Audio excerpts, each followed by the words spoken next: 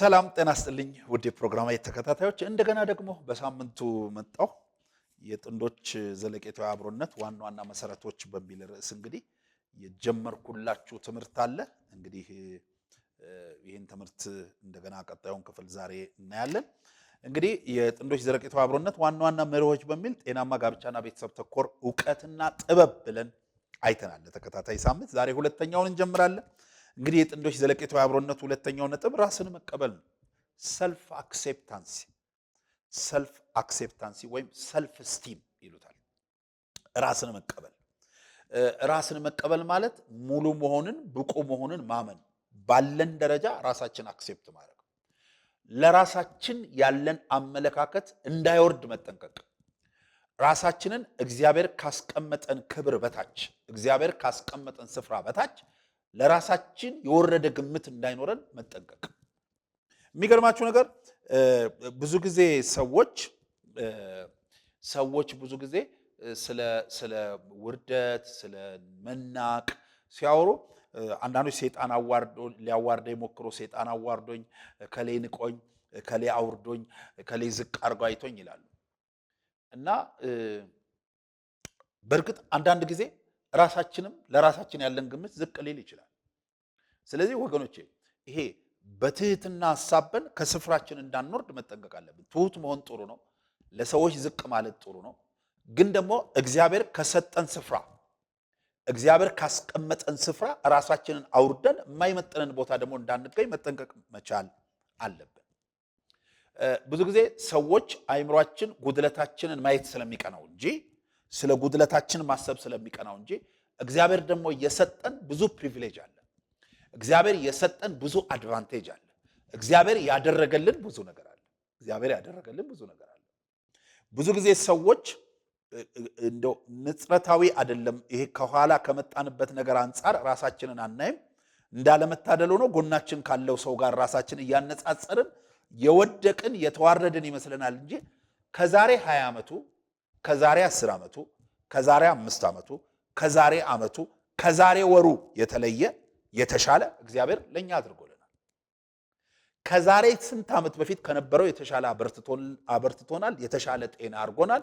በተሻለ መንገድ ባርኮናል። እግዚአብሔር ያኔ የሌለን አሁን አለን።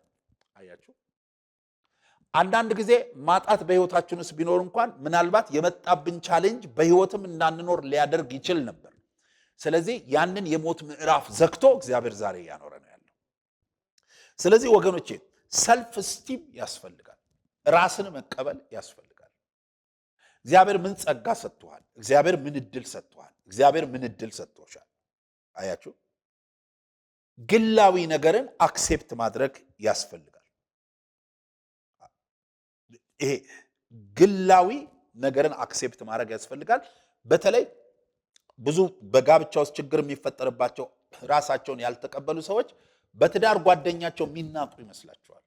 ጥሏቸው የሚሄድ ይመስላቸዋል። በቃ ዋጋ እንደሌላቸው ያስባሉ። ግን ራስሽን ከተቀበልሽ አንቺ ለሱ ብቁ ሚስት እንደሆንሽ ታስቢያለሽ። ብቁም ለመሆን ጥረት ታደርጋለሽ። ራስን ከተቀበልክ አንተ ለሷ ብቁ ባል ለመሆን ጥረት ታደርጋለህ። ብቁ ባል እንደሆንክም ይሰማል። ስለዚህ ራስን መቀበል ይገባል። በተለይ ራሳችን የምንቀበልባቸው ዋና ዋና ነገሮች ምንድን ናቸው ስንል በዚህ ስር በሁለተኛው ስር የመጀመሪያው ግላዊ አካላዊ ማንነትን መቀበል፣ አክሴፕት ፐርሰናል ፊዚካል ኮንዲሽን አክሴፕት ማድረግ ያስፈልጋል ወገኖች። ፐርሰናል ፊዚካል ኮንዲሽንን መቀበል አለብኝ። ለምን? በምንም ሁኔታ ብንሆን አንዳንዶች ቁመታቸውን ይለኩና ራሳቸውን መቀበል ያቅታቸዋል ወገኖች።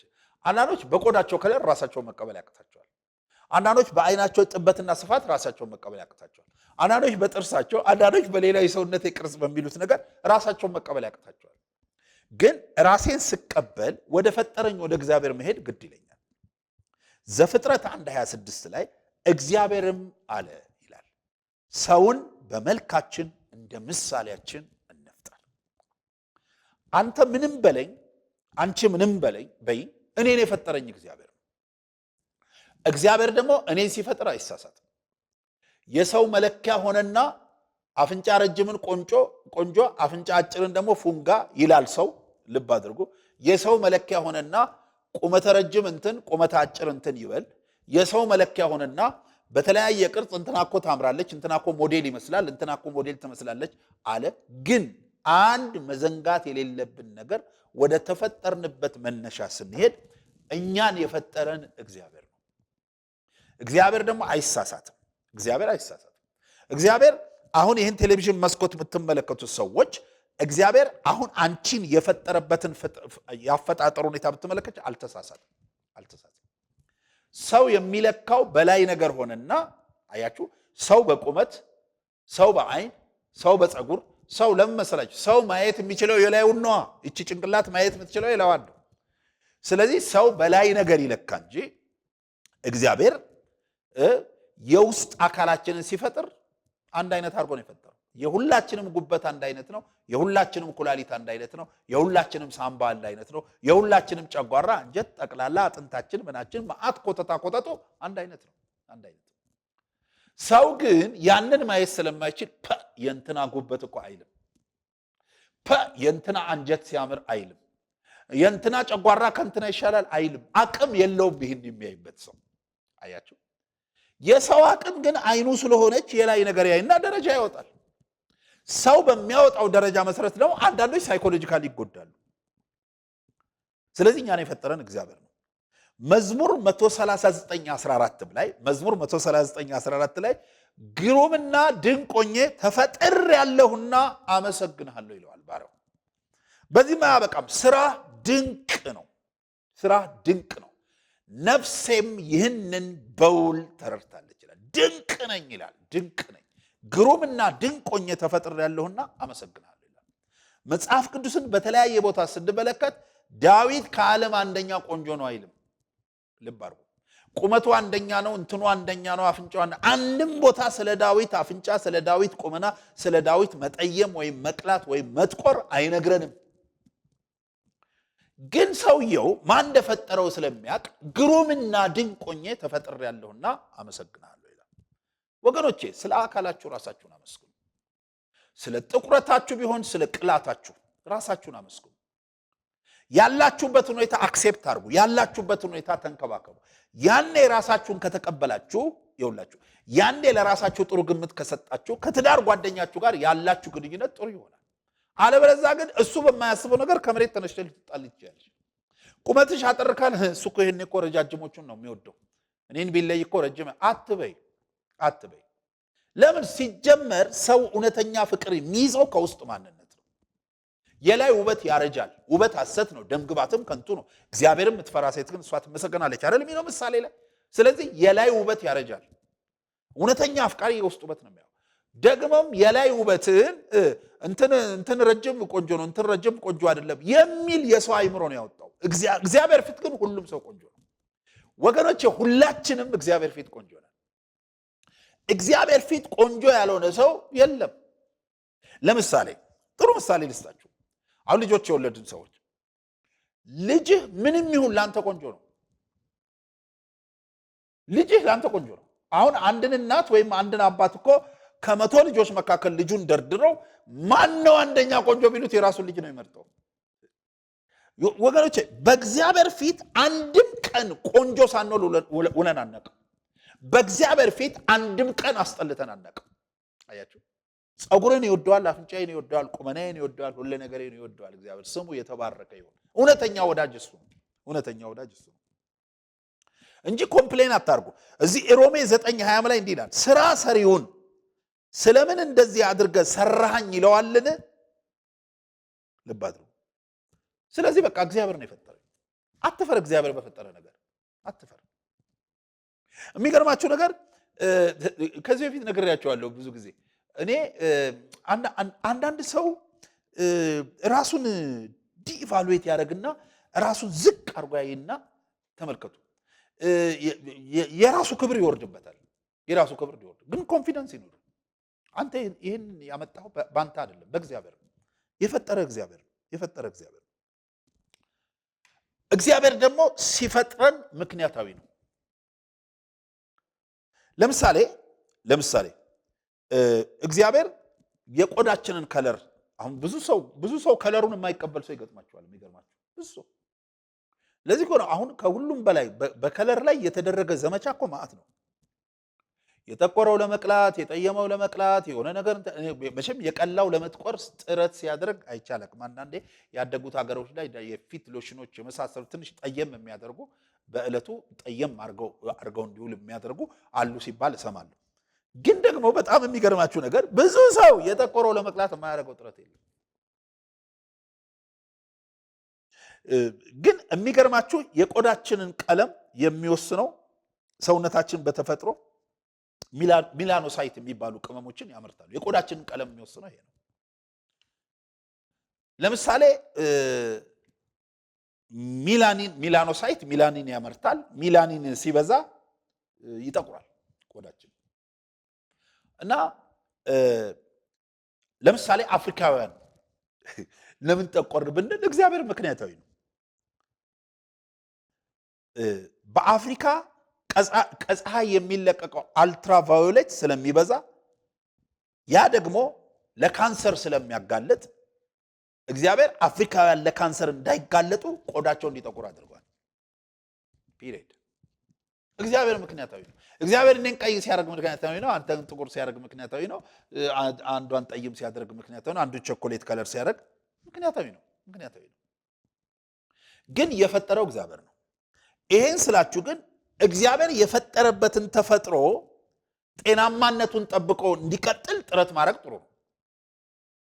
ለምሳሌ አሁን እኔ መቼም መጽሐፍ ቅዱስም እንደሚነግረን እግዚአብሔር ለምሳሌ ማንንም ሰው በጣም ቀጭን አድርጎ አልፈጠረም። ማንንም ሰው በጣም ወፍራም አድርጎ አልፈጠረም። እግዚአብሔር ፕሮፖርሽናችንን ጠብቆ ነው የፈጠረን።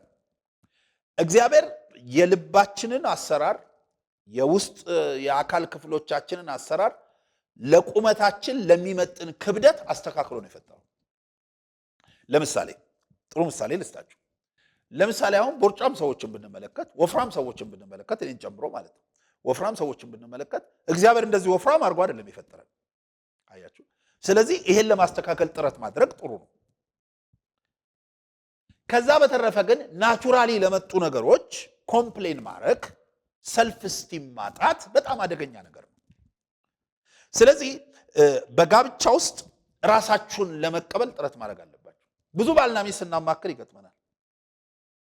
እሱ እንትኔን አይቀበል፣ እሱ እኮ ምንም እኮ አይልም፣ እንትኔን አይቀበለውም፣ እሱ የኛው እንትኔን እንደዚህ ይለኝ፣ እኔ በዚህ ጉዳይ እኔ ኮምፕሌን የሚያደርግ ይመስለኛል፣ ራሴን ጠልቻለሁ በዚህ ጉዳይ ይላሉ። በመሰረቱ የሁላችሁ ወገኖቼ የላይ ነገራችሁን ጥሩ ነው ማድነቅ። ከማድነቅ ባለፈ ግን የላይ ነገራችሁ ላይ ብቻ ዲፔንድ ከሆነ አንድ አፍቃሪ ልክ አይደለም ፍቅሩ። ለምን የላይ ነገር ሊጠፋ ይችላል። ለዚህ ከሆነ ወጣቶችን መክራቸዋለሁ። ወገብሽ ካለ ኖ ተረጋጊ፣ ሌላ ነገርሽን እስኪያይ ድረስ ጊዜ ስጭውላለሁ።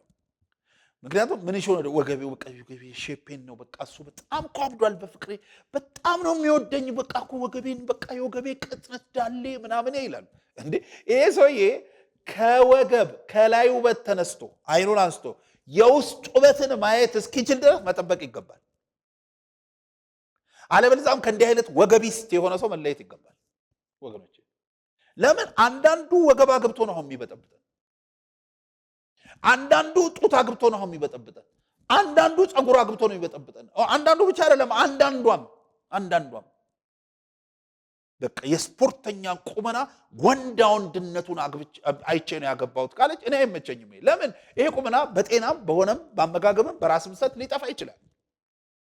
ከዚህ ይልቅ ስብዕናውን አይታ ፐርሰናሊቲውን አይታ ከዚህ ይልቅ አያችሁ፣ ከዚህ ይልቅ ይሄ ኢንተርናሊ ኳሊፋይድ የሆነበትን ነገር አይታ ባህሪውን አይታ መንፈሳዊነቱን አይታ እግዚአብሔርን መፍራቱን አይታ ቅንነቱን አይታ ብታገባው ጥሩ።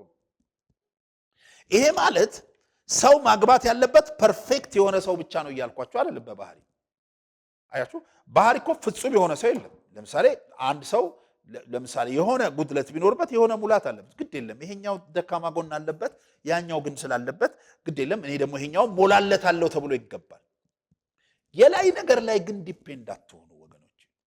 ዛሬ ብዙ ትዳሮች ላይ ግጭት እየመጣብን ያለው የላይ ነገር ላይ ዲፔንድ አድርገው አግብተው ሰዎች የላይ ነገሩ ሲጠፋ ግጭት ውስጥ ገብተውብናል። በጣም ከባድ ነው የሚገርማችሁ በጣም ከባድ ነው ስለዚህ በዚህ ጉዳይ ላይ እንዳትጎዱ መጠንቀቅ መቻል አለባችሁ ወይም ኦቨር ላስመስል እንዳትሉ መጠንቀቅ አለባችሁ እንደገና ማየት አለበት በተለይ ያላገባችሁ ወጣቶች ልምከራችሁ ነው በተለይ ሁሉንም ቀን ሜካፕ የምትጠቀሙ እህቶች ልምከራችሁ ሁሉንም ቀን ልትጋቡ አስባችኋል አሁን አንዱም ሰዎች ግጭት ውስጥ እየገቡብን ያለው በዚህ ነው ደግሞ የሚገርማችሁ እኔን ጨምሮ ብዙ ወንዶች ሜካፕ ያረጋችና ያላረጋች ሴት አንለይም ሴቶች ናቸው የምትለዩት እርስ በርስ እና በቃ ቆዳዋ ላይ አንድ ነገር ዶት የለም ይለኛል አንዱ አንድ ጊዜ የሚገርም እኮ ነው ቬጂቴሪያን ነች በቃ አትክልቱ ነው መሰለኝ የምትበላው አንድ ነገር እኮ ዶት የለም ፓስተር በስመ አብ ሰው ብጉር እንኳን የለውም ይለኛል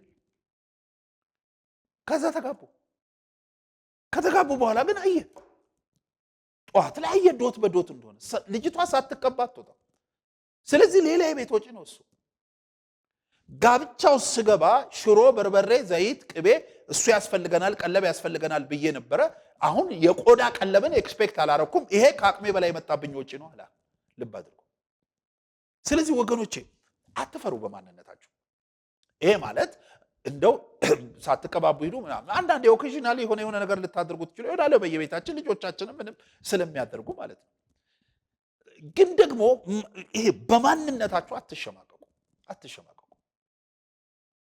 ለምን እንደው ቀደም እንዳልኳችሁ ዋናው በኔ መዘናጋት እግዚአብሔር ከፈጠረኝ ተፈጥሯዊ ቅርጽ በውፍረት ወይ በመሳሰው ወይ በጣም በመቅጠን ከተፈጥሯዊ ማንነቴ ከጤናማ ማንነቴ አለውጦ እንጂ በኔ ድካም ግን በተፈጥሯዊ አላዝም እግዚአብሔር በሰጠኝ የፀጉር አይነት አላዝም እግዚአብሔር ነው የፈጠረው እኔ አልፈጠርኩት እግዚአብሔር በወሰነው ያፍንጫዬ ርዝመት አላፍርም ብዙ ነገሮች አሁን እየመጡ አሁን እኮ እንደውም ቻይና አፍንጫ የመሳሰሉት ሁሉ እንደገና ጣት አሁን በቅርቡ ነው ሰዎች የነገሩኝ ኖርማሊ ጎግል ማድረግ ያይቸዋለሁ በፊት ጥፍር ነበር የሚቀጥለው አሁን እጅ መጥቷል እንደ ጓንት የሚለብስ እጅ እንደረዘም አለንጋ መስሎ እንዲሄድ ማለት ነው ምንም እኮ ይሄ በቃ ያለንን ነገር እንትን ማለት ለመሰላችሁ በሌለን ነገር አስመስለን የተወሰነ ርቀት ነው የምንሄደው ደግሞ ሐስል ነው ራሱ ያሰለቻል ሁሉ ጊዜ እንትን ማለት ሁሉ ጊዜ እንትን ይሄ ማለት ለባ አድርጎ በተለይ ራሳችሁ የምትጠብቁ እንደዚህ ሜካፕ የመሳሰሉ የምትጠቀሙ ሰዎች እናንተን ለመንቀፍ ይያደር ግን ያላችሁን ነገር ደግሞ ተቀበሉ በአካላዊ ማንነቴ ሚስቴ ትንቀኛለች ከሚል ስነ ልቦና ውጣ ኦሬዲ አክሴፕት አርጋህ ነው ያገባችሁ አትስጋ በዚህ አንተ ብቻ ፍቅር ስጣት አንተ ብቻ ሰላም ስጣት አንተ ብቻ ውደድ አንተ ብቻ ታማኝነትን ጠብቅ የውስጥ ውበትህ የላይ ውበትህን አሸንፎ ያንጸባርቃል ለዚህ እኮ ነው አንዳንድ ሰዎች እንዲህ ይላሉ ሰዎች ሲጋቡ ብዙ ጊዜ ሰርግ ላይ ግን እሱ ግን አብሯት አይሄድም ይላሉ እንዴ አብሯት አይሄድም እሷ በጣም ቆንጆ ነች እሱም ቆንጆ ነው ወገኖቼ ለምን የውስጠኛው ውበት ነጸብራቁ በልጦ ነው አያችሁ የውስጠኛው ውበት ማለት የታማኝነት ትህትና እግዚአብሔርን መፍራት እግዚአብሔርን መውደድ ሰውን ማክበር ስለዚህ የውስጥ ውበት ማንነትን ገለጡ እሱ እኔ እንደዚህ ስለሆንኩ እኔ እንትን ነው ጡቴ እንዲህ ነው እኔ አሁን ስለወለድኩ ተጎድቻለሁ እሱ ይነቀኛል አትበሉ ብዙ ሴቶች በዚህ ራስን ባለመቀበል የስነ ልቦና ቀውስ ውስጥ ወድቀዋል አትበይ ራስሽን በተቻለሽ መቀጠል ጠብቂ ራስሽንም አትጣይ ግን ደግሞ የውስጥ ውበትሽ ሻይን አርጎ የላይ ውበቱን ሳይቀር ሸፍኖ ለሰዎች እንዲገለጥ እንዲንጸባረቅ ጥረት ማድረግ ያስፈልጋል ስለዚህ መጸለይ እግዚአብሔርን መፍራት መጽሐፍ ቅዱሳዊ ሚስት መሆን እግዚአብሔርን የምትፈራ ሚስት መሆን ባሏን አክባሪ ሚስት መሆን ፍቅር መስጠት ፍቅር መቀበል ቅንነት ታማኝነት እነዚህ ነገሮች ያስፈልጋሉ ወገኖች እነዚህ ነገሮች ያስፈልጋሉ ለዚህ ነው እውነተኛ ፍቅር ውበት ስለሆነ ነው ሐዋርያው ቅዱስ ጳውሎስ አንደኛ ቆሮንቶስ 13 ላይ እኮ ፍቅር ይታገሳል ይላል ቸርነትን ያደርጋል አይቀናም አይመካም አይታበይም ተመልከቱ እነዚህ ሁሉ እኮ የውስጥ ውበት መገለጫ ናቸው የማይገባውን አያደርግም ይባል ፍቅር እንዲህ ነው ስለዚህ ፍቅርን እንግለጠው እና የመጀመሪያው አካላዊ ማንነትን መቀበል ይገባል አብሮነትን ዘለቄታዊ ለማድረግ ግላዊ አካላዊ ማንነትን መቀበል ይገባል። ሁለተኛው በዚህ ስር ግላዊ መንፈሳዊ ማንነትን መቀበል ይገባል። አክሴፕት ፐርሰናል ስፒሪቹዋል ኮንዲሽን። ግላዊ መንፈሳዊ ማንነትን ስንል ይውላችሁ ራሳችንን መቀበል፣ በእግዚአብሔር የተሰጠንን ስፍራ ማወቅ። በመሰረቱ በመጀመሪያ ከሰው ጋር ያለን ወዳጅነት ትክክለኛ ሚዛን ላይ የሚቀመጠው እኛ የእግዚአብሔር ወዳጆች እንደሆነ ስናውቅና ከእግዚአብሔር ጋር ያለንን ወዳጅነት ስንጠብቅ። ወገኖቼ ከእግዚአብሔር ጋር ያለን ወዳጅነት ከጠበቀ ከሰው ጋር ያለን ወዳጅነት አይበላሽም። እዚህ ዮሐንስ 15:15 ላይ እንዲህ ይላል፣ ከእንግዲህ ወዲህ ባሮች አልላችሁም። ጌታ እኮ ነው ይሄን ያለው። ባሪያ ጌታ የሚሰራውን አያውቅምና እኔ ግን ወዳጆች ብያችኋለሁ። ስለዚህ ወዳጅ ካለኝ ክርስቶስ፣ ከክርስቶስ ጋር ያለኝ ወዳጅነት ከጠበቀ ከሰው ጋር ያለኝ ወዳጅነት አይበላሽም። ወገኖቼ እናንተ መትጋት ያለባችሁ ቨርቲካሊ ያላችሁ ወዳጅነት እንዲጠብቅ ነው። ቨርቲካሊ ከክራይስት ጋር ከእግዚአብሔር ጋር ያላችሁ ወዳጅነት ከጠበቀ ሆሪዞንታሊ ከፍቅር ጓደኛ ጋር ከባለቤት ጋር ከባለቤትሽ ጋር ያላችሁ ወዳጅነት ጤናማ የማይሆንበት ምክንያት የለም። ስለዚህ የሆሪዞንታል ወዳጅነታችን ጤናማነት ሚስጥር ቨርቲካል ወዳጅነታችንን ማጠንከር ነው። ለዚህ ደግሞ በጽድቅ መመላለስ፣ በታማኝነት መመላለስ፣ እግዚአብሔርን በመፍራት መመላለስ። እዚህ ሮሜ 14:17 ላይ እንዲህ ይላል፣ የእግዚአብሔር መንግስት ጽድቅና ሰላም በመንፈስ ቅዱስ የሆነ ደስታ ናት እንጂ መብልና መጠጥ አይደለችም። በጽድቅ መመላለስ፣ በታማኝነት መመላለስ፣ እግዚአብሔርን በመፍራት መመላለስ ወገኖች። እግዚአብሔር ከየት እንደጠራን ማወቅ፣ ያለንበትን ስፍራ ማወቅ፣ ያለንበትን መንፈሳዊ ስታተስ ማወቅ፣ ስታተሳችንን ጠብቀን መኖር ወገኖቼ፣ ክብራችንን ጠብቀን መኖር፣ መንፈሳዊነታችንን ጠብቀን መኖር፣ መጸለይ፣ የእግዚአብሔርን ቃል ማጥናት፣ ወደ እግዚአብሔር ቤት መመላለስ፣ እግዚአብሔርን ማምለክ። እናንተ እዚህ ነገር ላይ ከተጋችሁ ከሰው ጋር ያላችሁ ሪሌሽንሺፕ ወይ በትዳር ውስጥ ያላችሁ ከትዳር ጓደኛችሁ ጋር ያላችሁ ግንኙነት ሳይወድ በግድ ጥብቅ ይሆናል። አሁን አንዳንዶች ችግራቸው ምን መሰላችሁ? ግላዊ መንፈሳዊ ሁኔታቸውን ይጥሉና ከእግዚአብሔር ጋር ያላቸውን ግንኙነት ችላ ይሉና አይጸልዩም፣ ወደ እግዚአብሔር ቤት አይሄዱም፣ አያገለግሉም፣ በቤቱ አይመላለሱም፣ ከቅዱሳን ጋር ህብረት አያደርጉም። ያላቸውን ጊዜ ሁሉ ሪሌሽንሺፓቸው ላይ መስዋዕትነት ይከፍላሉ። ወገኔ እዚህ ጋር ያለውን ነገር አበላሽተሽ እዛ ጋር የሚሰራ ነገር የለም። ልብ አድርጉ። ግን እዚህ ጋር ያለው ነገር ቢሰራ አያችሁ፣ ተገቢውን እንደው ኤነርጂሽን ሁሉ ተጠቅመሽ ኤነርጄቲክ ሆነሽ ተገቢውን ጥረት ባታደርግ እንኳን ያንቺን ሰው እግዚአብሔር ወደ አንቺ ያመጣዋል። በትዳር ውስጥም ያላችሁ ወንድሞችና እህቶች ከእግዚአብሔር ጋር ያለሽ ግንኙነት ሲዳብር፣ የእግዚአብሔር ወዳጅ እንደሆንሽ ስታውቂ፣ ወዳጅነትሽን ስታጠብቂ፣ በቃሉ እውነት ስትመላለሽ፣ ልብ አድርጊ፣ ስትጸልይ፣ እግዚአብሔርን ስታመልክ፣ እግዚአብሔርን ስታገለግይ በባልሽ ፊት ያለሽ ሞገስ ይጨምራል።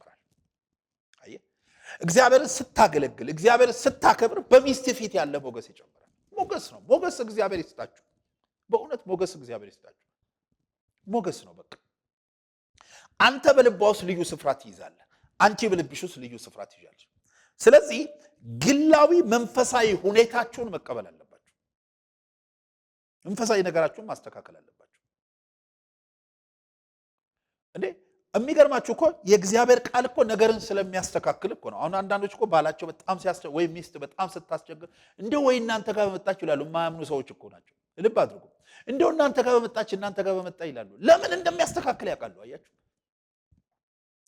ስለዚህ ይሄ ሰማያዊ መስመራችን መስተካከሉ ጎናዊ መስመራችንን ያስተካክለዋል። ሰማያዊ መስመር ከተስተካከለ አይደለም ከሚስት ከአካል ከጎረቤት ጋር ከሀገር ሰው ጋር ከመንግስት ጋር ሰላም ትሆናል። አለበዛ ግን በጥባጭ ነው የምትሆነው፣ በጥባጭ ነው የምትለው።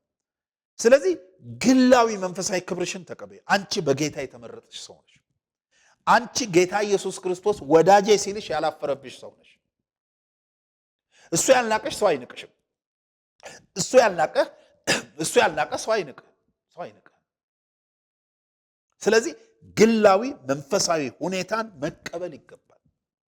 ወይም ፐርሰናል ስፒሪቹዋል ኮንዲሽንን መቀበል ይገባል። ጸጋህን ማወቅ፣ በእግዚአብሔር ፊት መትጋት፣ በቤቱም የተፈለጋችሁ ለምን እንደተፈለጋችሁ ማወቅ፣ እግዚአብሔርን ማገልገል፣ ሰዎችን በችግራቸው መደገፍ፣ ሰዎችን መምከር፣ ላላወቁ ሰዎች ማስተማር፣ በመልካም የህይወት ምስክርነት መመላለስ። ለምን ወዳጆች ነና፣ ወዳጆች ነን። አንዳንድ ጊዜ አይደለም እኮ ለምንከተለው ለሞተልን ዋጋ ለከፈለልን ክርስቶስ ቀርቶ እንዴ የንትና ወዳጅ ሆኜ እንዲህ ስመላለስ ሰው ምን ይለኛል እንል የለ እንዴ? ለሰው እንኳን እንጠነ የንትና ልጅ ሆኜ የንትና ቤተሰብ ልጅ ሆኜ እንዲህ ስመላለስ ሰው ምን ይለኛል እንል የለ እንዴ? ግን እኮ የሚገርማቸው የእግዚአብሔር ልጆች ነን፣ የሚገርማቸው የክርስቶስ ወዳጆች ነን። በቃ ወዳጆች ብያችኋለሁ ነው የሚለው። አያችሁ፣ ባሪያ አልላችሁም። ባሪያ ጌታ የሚሰራውን አያውቅም፣ እኔ ግን ምሰራውን ሁሉ ነግሬያችኋለሁ። ስለዚህ ሚስጥረኛዬ ናችሁ፣ የልብ ወዳጄ ናችሁ። አያችሁ፣ የልብ ወዳጃችሁ ነኝ ነው ያለን። ስለዚህ ይሄ ክብር አለን። ይሄ ክብር ካለሽ ጌታ በዚህ ክብር ካከበረሽ ባልሽ አንቺን አይንቅሽም። ይሄ ክብር ካለ ጌታ በዚህ ክብር ካከበረ ሚስት አንተን አትንቅህም፣ ጎረቤት አንተን አይንቅህም። ይሄ ክብር ካለሽ እጮኛሽ አይንቅሽም። ይሄ ክብር ካለ እጮኛ አትንቅህም። ስለዚህ በዚህ ክብር መመላለስ በጣም ጥሩ ነገር ነው። እንግዲህ ራስን መቀበል በሚለው ስር ነው እየነገርኳችሁ ያለሁት። እንግዲህ ሳምንት እንደገና ይሄ ትምህርት ይቀጥላል። እግዚአብሔር ይባርካችሁ። እስከ ሳምንት ቸርን ሰንብት። ወዳችኋለሁ። ባባይ